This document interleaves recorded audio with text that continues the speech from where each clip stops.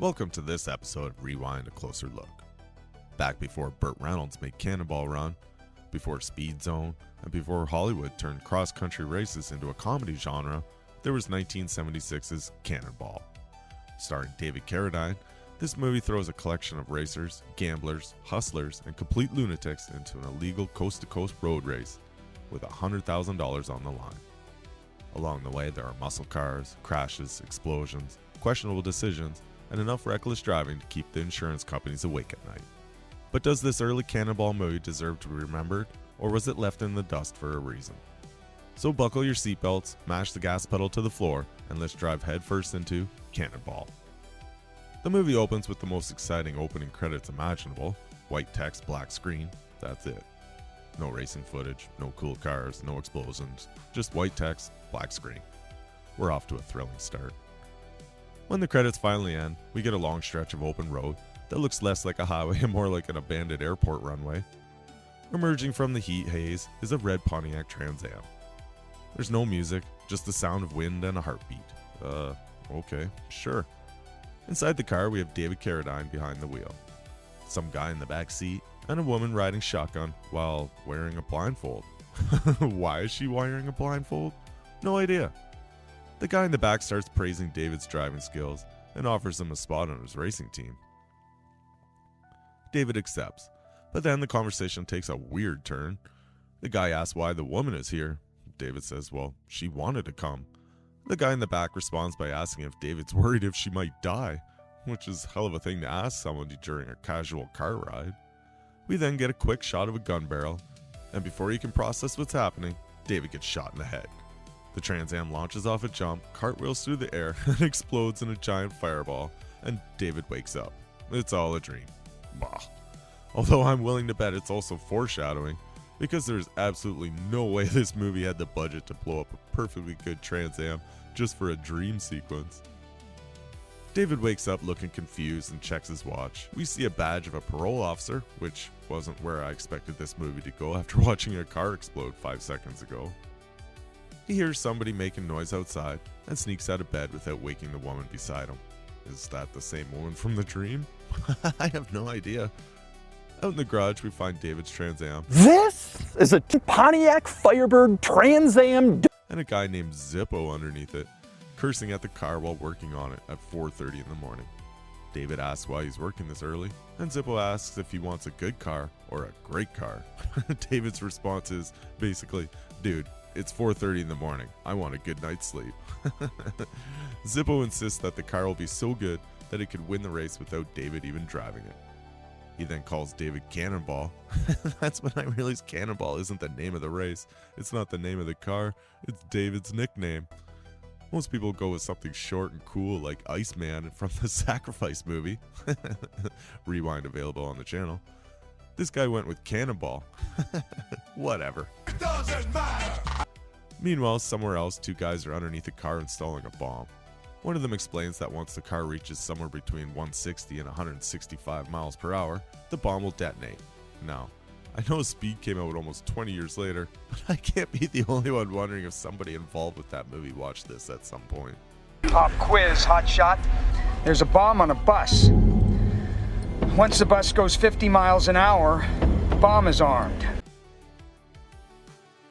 The older guy planting the bomb was played by Dick Miller, and honestly, I'm surprised it took this long for him to show up on the channel. This man is in everything. Dick Miller. Dick Miller is the quintessential character actor. Gremlins. I was just staying alive, making movies. I think I must have done 4 or 5 pictures before I realized I was a movie actor.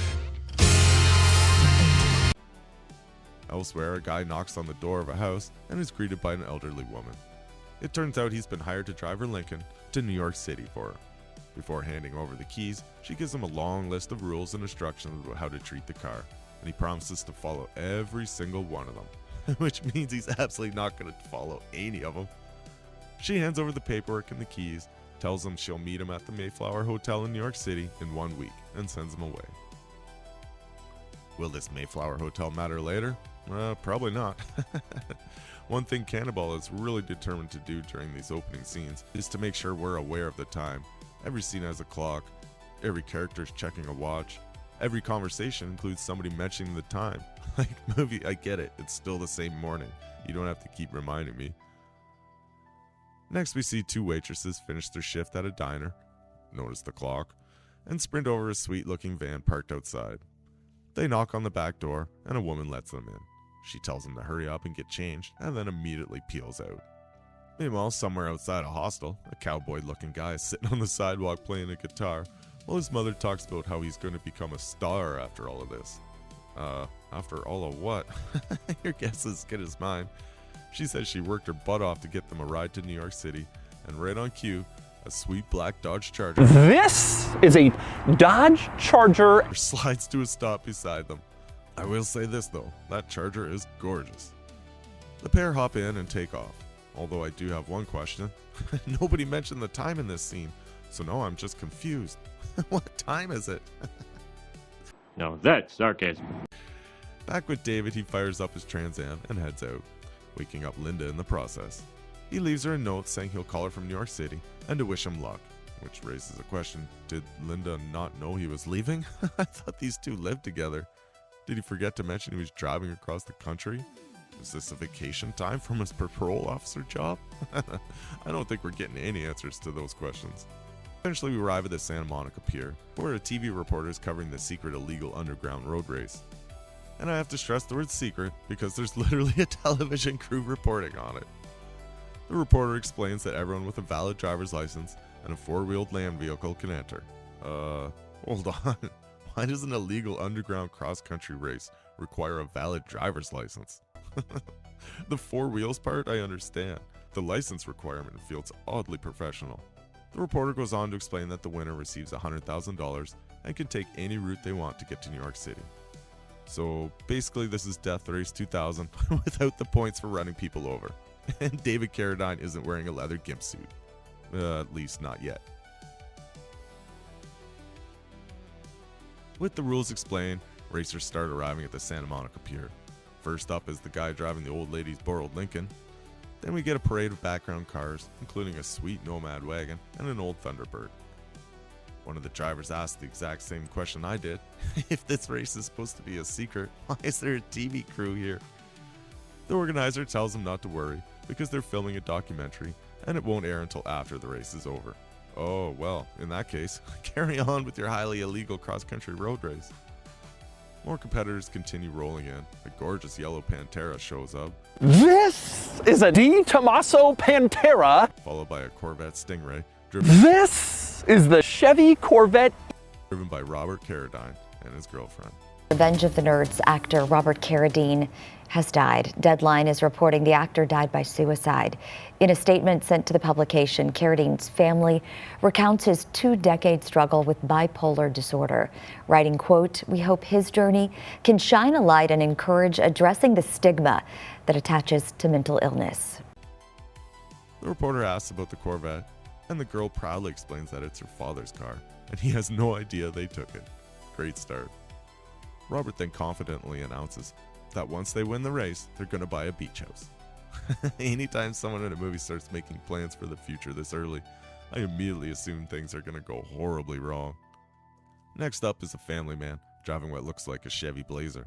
This is a Chevy Blazer. His wife and his kids are all there to wish him luck before he heads off. This guy has first person to crash energy written all over him. Meanwhile, the district attorney hears about the race and decides to enter it too. Why? To investigate the racers? Gather evidence? To make arrests? Sure, why not? Future me here. This never comes back. Not even once. The blue van full of waitresses is still trying to make it up to the starting line.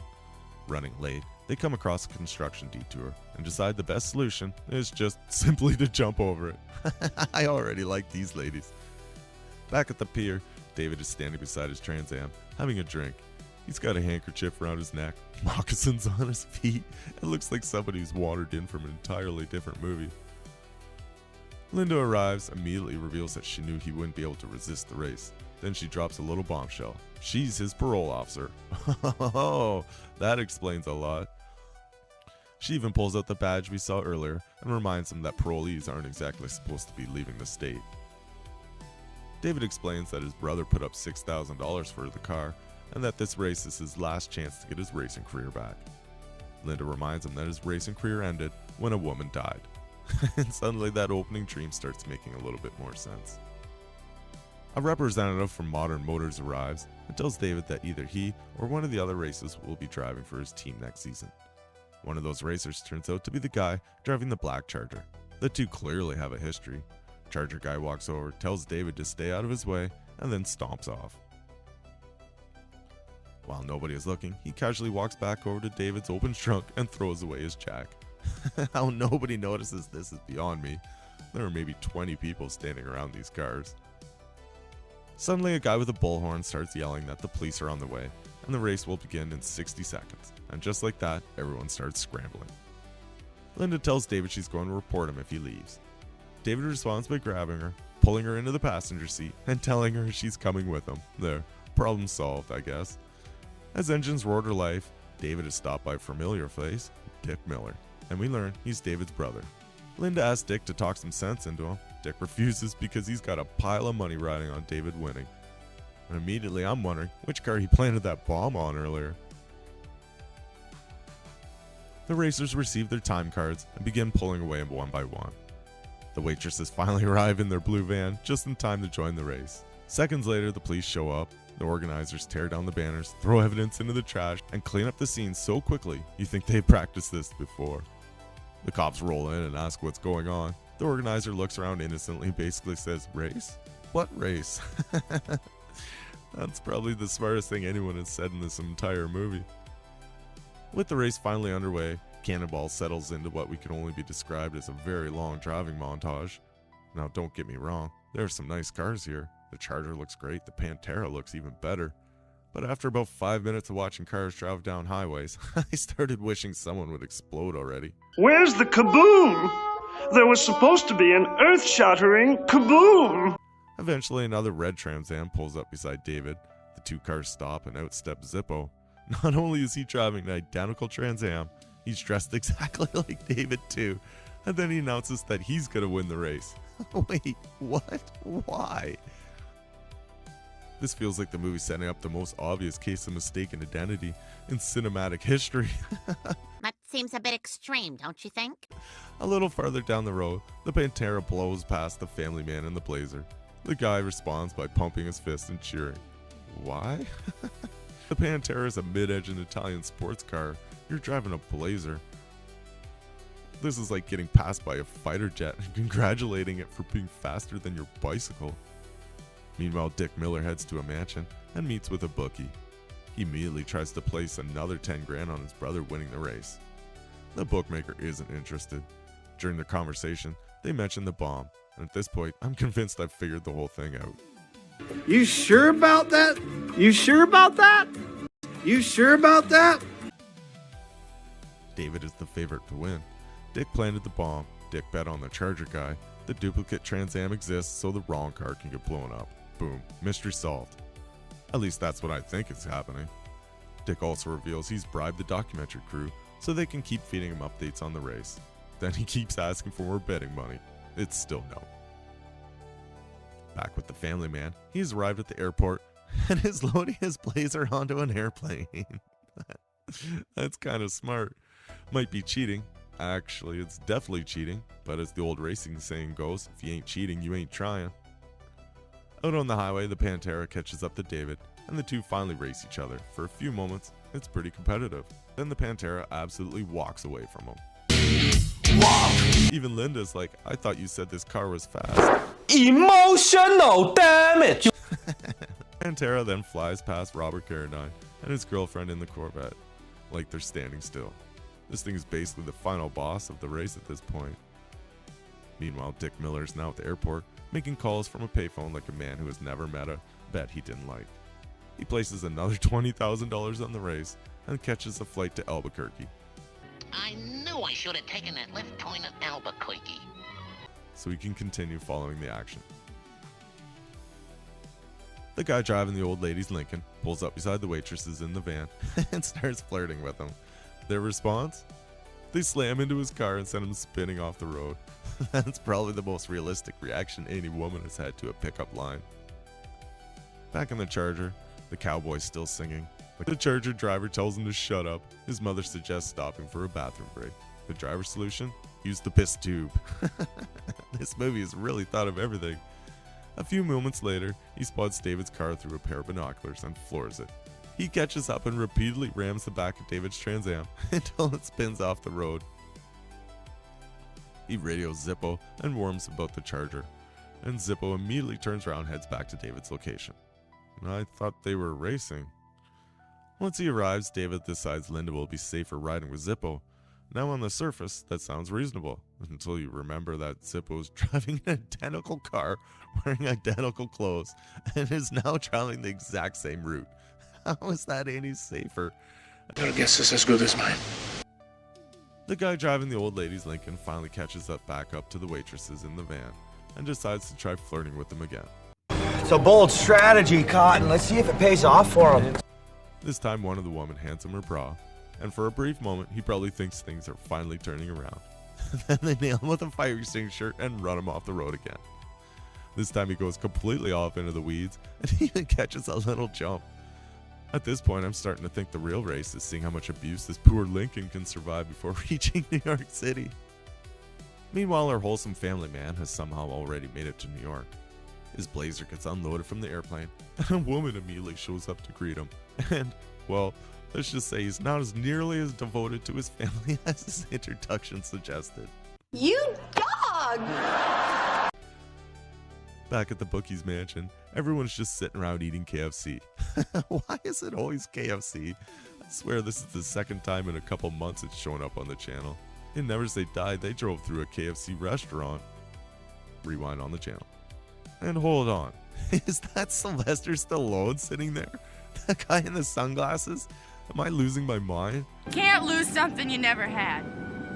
That guy really looks and sounds exactly like Stallone. You look very good fat, you know what I mean? It does something for you. I'll tell you something else, that creep is running for it. Don't bet he know what's going to happen to him if his brother don't come in. Dick Miller radios the documentary crew for an update and learns there's another red Trans Am in the race, which means somebody is eventually going to blow up the wrong car. At least, that's still my theory. Well, you're a moron, which stands for moron. Inside the Charger, the cowboy has somehow upgraded his little music career. He has a microphone set up, a car phone, and he's now broadcasting live over the radio. Why? No idea. The movie never really explains this at all. The Charger driver spots the Lincoln on the road, and because apparently running this guy off the road has become a hobby, he forces him off again. Honestly, when this race ends, I'm more interested in seeing what's left of the Lincoln than finding out who wins. Up front, the Panteras become the undisputed king of the race. Well, aside from the airplane cheating guy. The Pantera comes flying around a corner and blasts right past a police cruiser. The cop immediately gives chase, and at first the Pantera pretends to pull over. Then the driver does what every movie driver does, and he floors it. The cop just radios up ahead, and another cruiser moves into position. The Pantera and the police car spend several minutes weaving back and forth at insane speeds. Then just as the Pantera hits 160 miles per hour, the car explodes. So apparently that's where the bomb was planted, which completely destroys my duplicate Trans Am theory. But you're dumb. Oh! Hold on. That Pantera was behind the police cruiser when it exploded. So if the Pantera was doing 160 miles per hour, are you seriously telling me that police car was also doing 160 miles per hour? Get the fuck out of here. Up in an airplane, on its way to New York, the race organizers casually reading a newspaper with a headline about the Pantera explosion. And this is where I need to call a timeout. How is there already a newspaper covering an accident that happened about 30 seconds ago? Is there a printing press on this flight? Did they make a flight transfer at a newspaper factory? What is happening? Oh, whatever. It doesn't matter. Back with Robert Carradine and his girlfriend, she's driving while Robert catches some sleep. The vet suddenly starts making a strange noise, forcing them to pull over. After a quick inspection, they discover the problem is the fan belt. Robert tells her they have to stop at the next gas station and find a replacement. They hop back in the vet and continue on their way. Back in the Charger, the cowboy is somehow still doing his live radio show. After suffering through another round of terrible singing, David finally catches up to them and decides to return the favor. He starts ramming the back of the Charger, and the two cars begin trading paint all over the highway. The race quickly escalates from cross-country competition to attempted murder. Eventually, the Charger driver gets tired of playing bumper cars, reaches into his glove box, pulls out a revolver, and shoots out one of David's tires. And if you remember from earlier, David's jack was already thrown away. Flashback. End of flashback. Inside the Charger, the driver tosses the gun in the cowboy's lap. The cowboy and his mother immediately start fumbling with it and somehow manage to drop it right out the window. David pulls over to change the tire and quickly realizes he doesn't have a jack. Frustrated, he starts looking around before coming up with a surprisingly clever solution. He backs the car onto a guardrail and uses it to lift the wheel off the ground. That's pretty smart. Meanwhile, Robert and his girlfriend stop at a gas station to get a replacement fan belt. Unfortunately for them, the attendant doesn't have one. Robert asks for a roll of tape so he can patch the old belt together for a little while longer. When he asks where he can find a replacement, the attendant tells him the nearest one is about 200 miles away. 200 miles? You might want to take that whole roll of tape, Robert.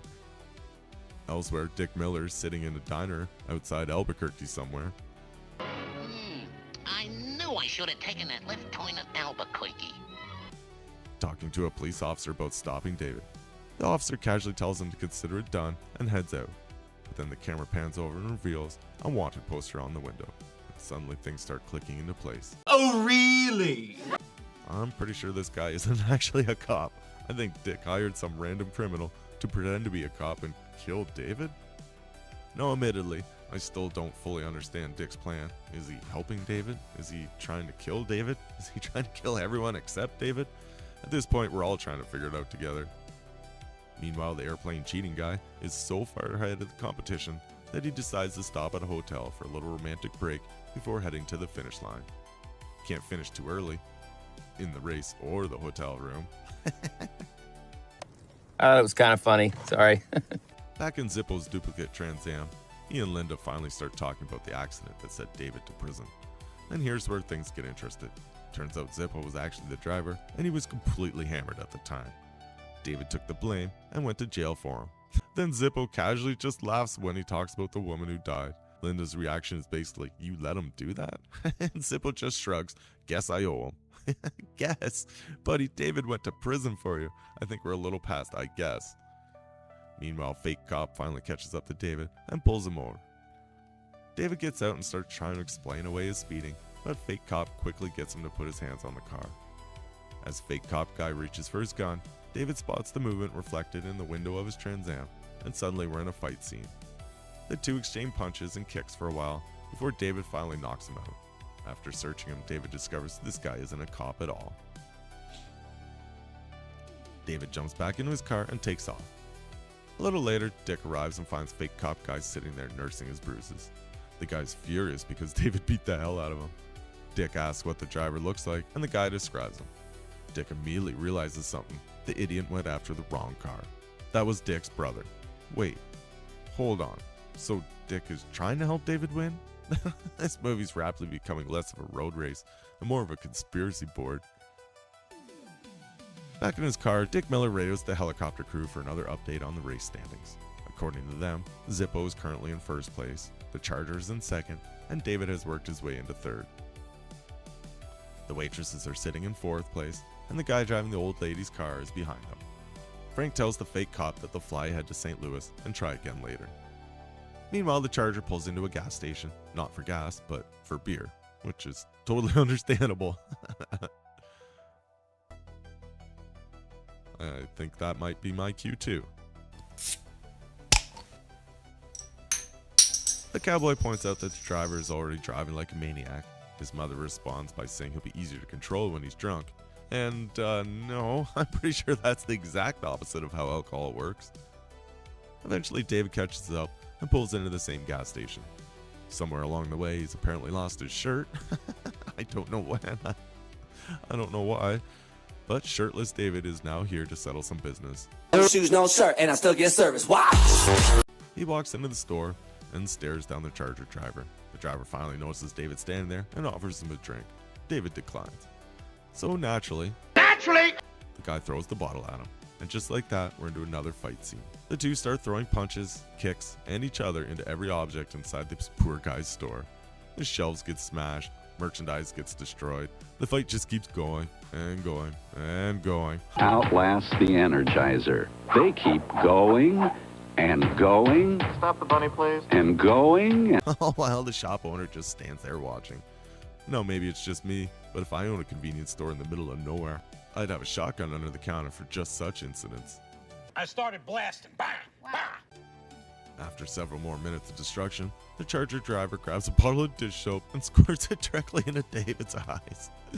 Because apparently we're doing Three Stooges tactics now. He runs outside, kicks in both headlights on David's Trans Am, and jumps back in his Charger and takes off. Even the cowboy and his mother think that was a bad idea, because now David is definitely going to come after them. Inside the store, David apologizes and actually pays the owner for the damage, because despite all the evidence to the contrary, he's apparently the reasonable one in this movie. And then the camera reveals something amazing. The shop owner did have a shotgun under the counter the entire time. Why didn't he use that? Why did he just stand there watching his store get demolished? Was he enjoying the show? I think the movie just needed a fight scene to pad the runtime between driving montages. Whatever the reason, David jumps back into his car and heads off after the Charger once again. Because apparently attempted murder is just part of racing etiquette. Meanwhile, the waitresses are getting pulled over by some cops. Now, most people would probably accept their speeding ticket and move on with their lives. Not these ladies. Instead, they start flirting with the officers and lead them into the back of the van. The next thing we know, they're trying to get out of both their tickets and their uniforms. That's supposed to be funny. Meanwhile, David discovers that his headlights are broken. He tries turning them on and nothing. No surprise there. He immediately slides to a stop to investigate. And I have to say, it's really difficult to look intimidating while wearing a handkerchief around your neck. Ha! Gay! Not that there's anything wrong with that. David checks the damage, confirms his headlights are completely destroyed. He shrugs and keeps driving. What follows is another lengthy driving montage, only this time it's mostly POV shots and close-ups of David behind the wheel. Eventually even David gets bored, or tired, or possibly both, and just like me at this point in the movie, David falls asleep. The road turns. David does not. The Trans Am rolls over and wrecks. David climbs out, slowly inspects the damage, reties his handkerchief like he's preparing for the next boss battle, and just starts walking. Back at the bookie's mansion, Dick Miller learns that David is no longer leading the race, and finally, the movie clears something up. Dick is actually trying to help David win. Okay, good. Because I was starting to think I need a conspiracy board to follow this plot. The bookie isn't happy about the news. His goons start roughing Dick up and remind him that this is what happens when David is falling behind. Things are going to get much worse if he loses completely. Quick timeout. Why are movie villains always play pianos? This is the second time this month I've seen this. Go watch the Sonic Impact rewind. I'm beginning to think villain school requires a piano lesson. Eventually a tow truck arrives at the junkyard, carrying David's wrecked Trans Am. David is riding in the back of the truck, and honestly I think the driver took one look at that handkerchief and said, "Nope, you're riding back there." Ha! Gay! Not that there's anything wrong with that. A couple of mechanics come out and immediately recognize him from the race coverage on the radio. They take one look at the destroyed Trans Am and ask what he's planning to do now. David's answer is basically, "I'm screwed." The mechanics disagree. One of them offers David a deal. Sign over the title to the wrecked Trans Am and they'll lend him another car. David asks what they got, a tractor? The mechanics grin and lead him into the garage. Inside sits a bright green Mustang. Although David isn't impressed. It's nice, but it doesn't look like a race car. Then they pop the hood. The mechanics start rattling off engine specs and performance numbers. Long story short, this thing is packing a monster engine and enough horsepower to launch itself into next week. Hell yeah, brother. David finally asks what is it, and for them, their answer, if he wins the race in their car, we're gonna be two heavy dudes. I have absolutely no idea what that means. Famous? Respected? Cool? Rich? I don't speak fluent 1970s. Back with the waitresses, things have somehow gotten even stranger. They're now towing the police car behind the van. The cops are in the back. Everyone is getting along real well. And somehow this arrangement makes perfect sense by Cannonball standards. Then the guy driving the old lady's Lincoln pulls alongside, and this time he gets his revenge. He starts tossing spare gas cans into the police car being towed by the van. Then he throws the cigarette lighter after him, and the result is a fantastic explosion stunt. The police car erupts into a fireball and keeps burning while the van continues down the road. Eventually the van comes to a stop, and the half-dressed cops jumps out to inspect what's left of their cruiser. The waitresses immediately slam the door shut and take off without them. Back at the hotel, airplane cheating guy is enjoying some quality time with his mistress, when he casually mentions that the racers should be crossing the Rockies right about now. The Rockies? Hold on. Everyone was already around Albuquerque earlier. Wouldn't that put the Rockies behind them? This man's plan is so bad I'm starting to think he's actually going to lose despite almost being at the finish line. Back in the Charger, the cowboy's still broadcasting his stupid live concert to absolutely nobody who asked for it.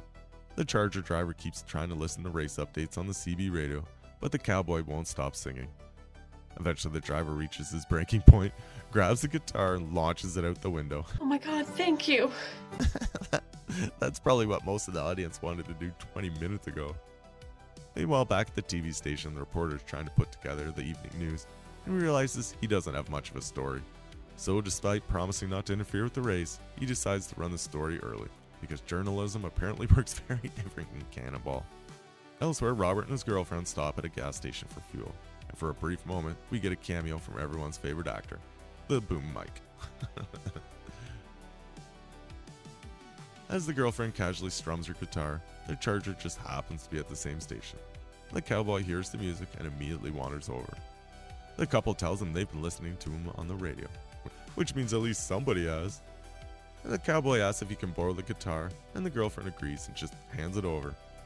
Give it back when we get to New York. Lady, you are never seeing that guitar again. As the cowboy heads back to the Charger, the gas station attendant mentions that the next stretch of road is crawling with police speed traps. He also says a red Trans Am blasted through not long ago, and that would be Zippo. The Charger driver immediately jumps on the radio and calls a group of his hillbilly biker friends, ordering them to go after the Trans Am. Meanwhile, Zippo and Linda hear the entire conversation over their own radio. And bless Linda's heart, she immediately assumes they're talking about David. No, Linda, they're talking about you. You're the identical red Trans Am. That's literally the whole reason you're here. Zippo tries to radio David, which raises another question. Why didn't David radio him after rolling his car? Whatever. The hillbilly biker squad takes off and quickly catches up to Zippo and Linda. For reasons that are never entirely clear, Zippo decides to stop and just confront them. This goes about as well as you expect, and Zippo gets dragged out of the car and beaten up. Linda, meanwhile, proceeds to beat the crap out of what feels like half the state of Oklahoma. Seriously, at one point she's practically fighting an entire biker gang by herself. Girls get it done. Back out on the highway, David has finally caught up to the Charger in his bright green Mustang. And because subtlety is dead, he immediately starts ramming the Charger over and over until it spins out. Linda is still handing out beatings like she's getting paid by the punch. Eventually the hillbillies have had enough and retreat. Just as the last biker is escaping, David arrives and chases him off. Unfortunately, the departing biker manages to stab a hole in the Mustang's fuel tank before leaving. Zippo comes over to admire David's new ride, while Linda finally confronts him about the accident. She asks why he took the blame and went to prison for Zippo. David's answer? Because Zippo wouldn't survive in prison. Oh, okay. Talk about loyalty. Zippo then notices the leaking fuel tank and points it out. David immediately tells him to take Linda and keep racing. Then he crawls underneath the Mustang to fix the damage himself. because apparently this race now has become a combination of Cannonball, Mad Max, and a roadside repair tutorial. Back with Robert and his girlfriend, the two start talking about their future together and what they're going to do with the prize money once they win. You know, the kind of conversation movie characters always have right before something terrible happens. Up ahead, they spot the guy in the Lincoln swerving all over the road. The Corvette pulls alongside and they discover the problem.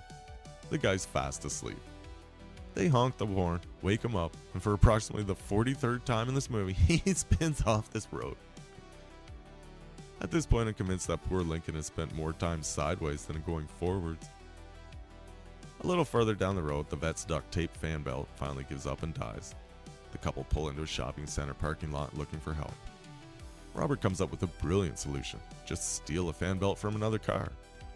Now maybe I'm not a mechanic, but I feel like fan belts aren't that universal.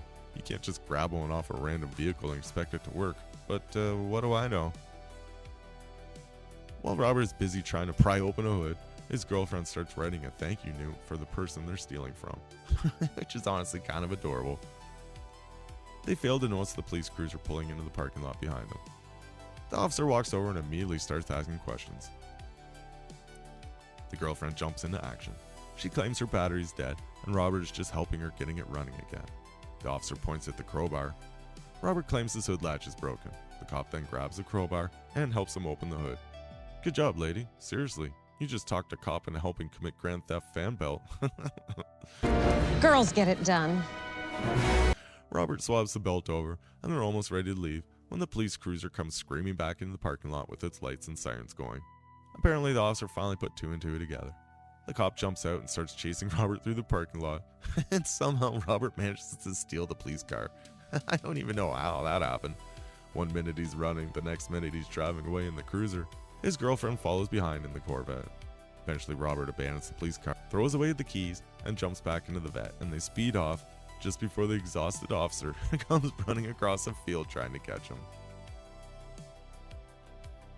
Back on the highway, the Charger is still tearing cross country, while the cowboy continues his musical career against everyone's wishes.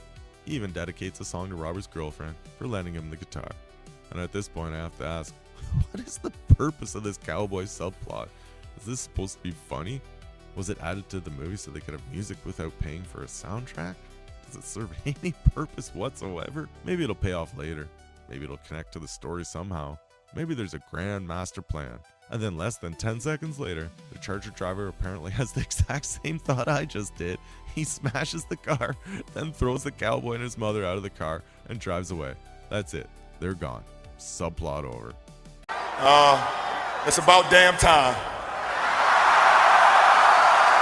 It's about damn time. I spent all this time to try to figure out where it was going, and the movie just kicked it out onto the side of the highway. Honestly, I kind of respect that. Meanwhile, David has reached a brand new turnpike that's still under construction. Naturally, the Charger driver follows them, and the two immediately start smashing into each other while racing through an active construction zone. They slide around corners, crash through barriers, hit equipment, hit each other, and generally cause thousands of dollars in property damage. They even manage to launch the cars over a small little jump. Eventually, the construction site security guard notices that two maniacs are turning his workplace into a demolition derby and decides to get involved. The construction site security guard somehow manages to stop the Charger. Unfortunately for him, that turns out to be a terrible career decision. David tears away in the Mustang and heads up an unfinished overpass, while the Charger and the security vehicle smash into each other and roll over. When David reaches the end of the overpass, he slams on the brakes, and there it is. A giant section is missing. Wait, is he actually gonna jump that? At this point, I'm starting to wonder how many scenes Speed actually borrowed ideas from. David thinks better of it, spins the Mustang round, and heads back down. Unfortunately for him, the Charger driver is waiting for him at the bottom. He starts firing a gun at David, so David immediately turns around and heads right back towards the unfinished section. The Charger follows, and the Mustang launches across the gap using some wonderfully questionable late 70s special effects. The Charger driver tries to hit the brakes, but remember the guitar he destroyed earlier? Flashback. End of flashback. A chunk of it has somehow lodged itself under the brake pedal, and just like that, the dumb cowboy subplot suddenly becomes important. The Charger sails off the end of the overpass and explodes in a massive fireball. Well, I guess that's a problem that solved itself. Meanwhile, farther up the road, Zippo and the guy in the Lincoln are driving side by side when Dick Miller's hired gun starts setting up for another assassination attempt. He pulls over, jacks up his car, crawls underneath it with a rifle, and prepares to take the shot. And the second he did that, I know exactly where this is going. That guy is absolutely getting crushed by his own car. The shooter lines up his rifle and fires, and the bullet hits Zippo right in the forehead. Linda somehow just falls out of the car before the Trans Am crashes and explodes.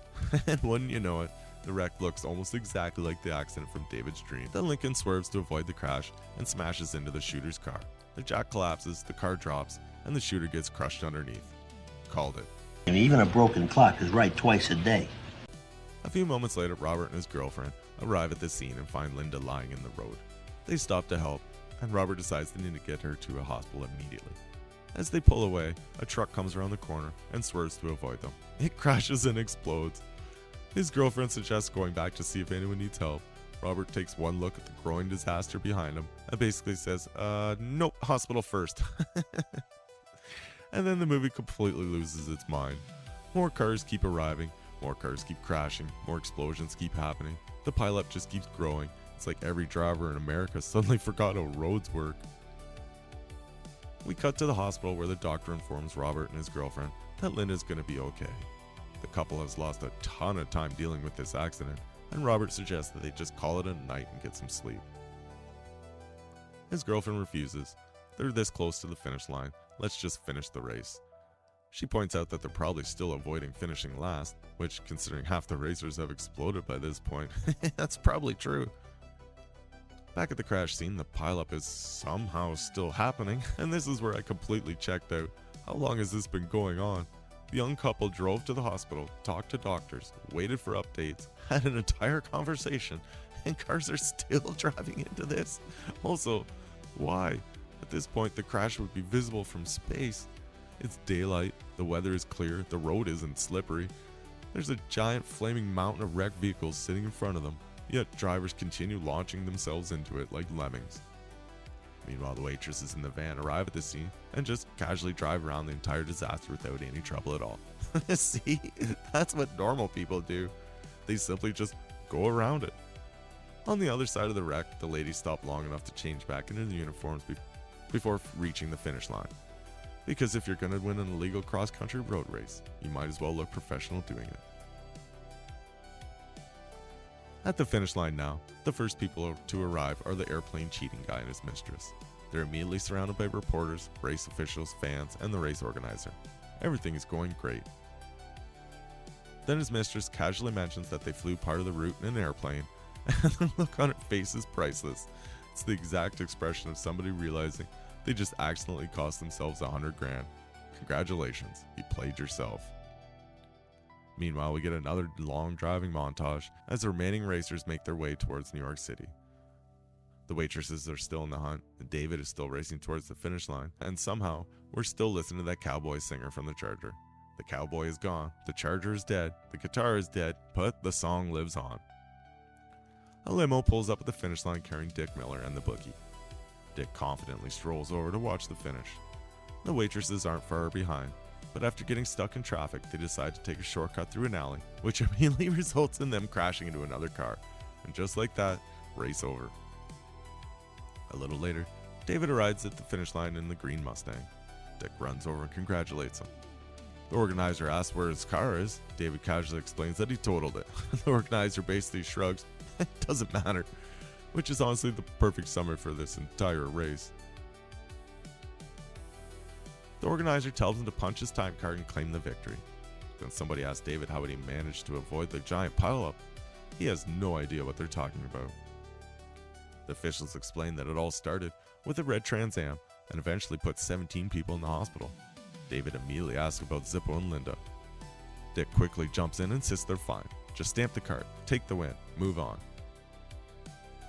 The helicopter pilot then reveals that the driver of the Trans Am is dead and that a woman was taken to the hospital. And suddenly David puts everything together. The bomb, the fake cop, the sabotage, the shooting, his brother. It was Dick. Dick caused all of it. And David realizes he didn't really win the race. His brother killed and sabotaged half the competition to get him there.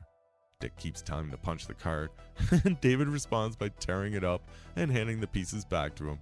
And the second he did that, all I could think was, oh man, that bookie is going to totally murder this guy. David asks if anyone knows how to get to the hospital. The Modern Motorins representative says he'll take him and mentions they have a lot to talk about. The bookie walks over to Dick and says that he has a lot to talk about too. And somehow I don't think they're discussing racing strategy. David leaves in a beat up old BMW with the team manager. Then just when everyone thinks the race is over, Robert and his girlfriend come rolling around the corner in the Corvette. And because literally everyone ahead of them either exploded, cheated, got murdered, got arrested, got stuck in traffic, or crashed, they win. Which honestly feels like the most Cannonball ending possible.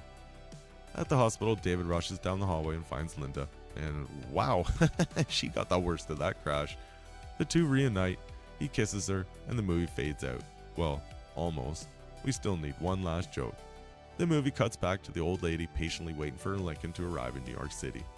Sure enough, the driver finally shows up, and the car is absolutely destroyed. The old lady stares in horror, and the driver casually tosses her the keys and walks away. Roll credits. And, I honestly don't know how I feel about this one. The whole time I was watching Cannonball, I couldn't shake the feeling that I've already seen this movie a dozen times before. The problem is, most of those movies were better. Death Race 2000, The Cannonball Run, Cannonball Run 2, Speed Zone, Deadline, Auto Theft, and there's probably a bunch others I'm forgetting. The plot here is basically non-existent, which isn't unusual for a movie about a bunch of maniacs racing across the country. The problem is that wherever Cannonball tries to add plot, it somehow makes things worse. Take the cowboy singer and his mother. Why are they here? They spend most of the movie singing songs, annoying their charter drivers, and generally existing on the edge of the story. Then after all that, the only payoff is that a piece of the smashed guitar gets stuck under the brake pedal and causes the Charger to crash. That's it. Then there's Zippo, the duplicate Trans Am, the matching clothes, David going to prison for him, the dead woman, the weird relationship between all these characters. At times it honestly kind of felt like Zippo was trying to become David. Maybe that's where the story was originally headed before somebody decided to shoot him in the face? And then there's Dick Miller's master plan. Apparently his strategy is just to murder the competitors in the cross-country road race so he can win a bet. That's not a plan. It's a criminal conspiracy. The giant highway pileup is another one. Now don't get me wrong, it looks awesome. Cars crashing, explosions everywhere, smoke filling the sky. It's easily the biggest stunt sequence in the movie. But it makes absolutely no sense. The weather is clear, the road is dry, the wreck is visible from miles away, yet cars just keep driving directly into it over and over again like they're all blindfolded. It's one of those scenes where you just have to stop asking questions and enjoy the carnage. As for the good stuff, the cars. The cars are easily the best part of the movie. The Pantera was awesome, the Charger was awesome, the Vet was awesome, even the beat up old Lincoln ended up being memorable. Although I still think blowing up the Pantera that early should have been considered a crime. The stunt work's also pretty solid throughout. The exploding police car being dragged behind the waitress's van was great. The overpass jump was fun, the giant pileup was ridiculous, but impressive. I'm still not entirely convinced I didn't see Sylvester Stallone hanging out in one scene. So in the end, Cannonball isn't terrible, it's just a movie that has been surpassed by almost every other movie that copied the same formula afterward. The cars are cool, the stunts are fun, the story barely exists, and somehow Dick Miller spends the entire movie funding a murder spree to win a bet. So that's Cannonball. Let me know in the comments what your favorite cross-country road race movie is, and if you enjoyed the video, hit that like button and subscribe to the channel, and I'll catch you in the next episode. Hold up. Hey. You know, people used to say I look like Coy. Really? I used to comb my hair different then. Oh. I guess that made all the difference. Yeah.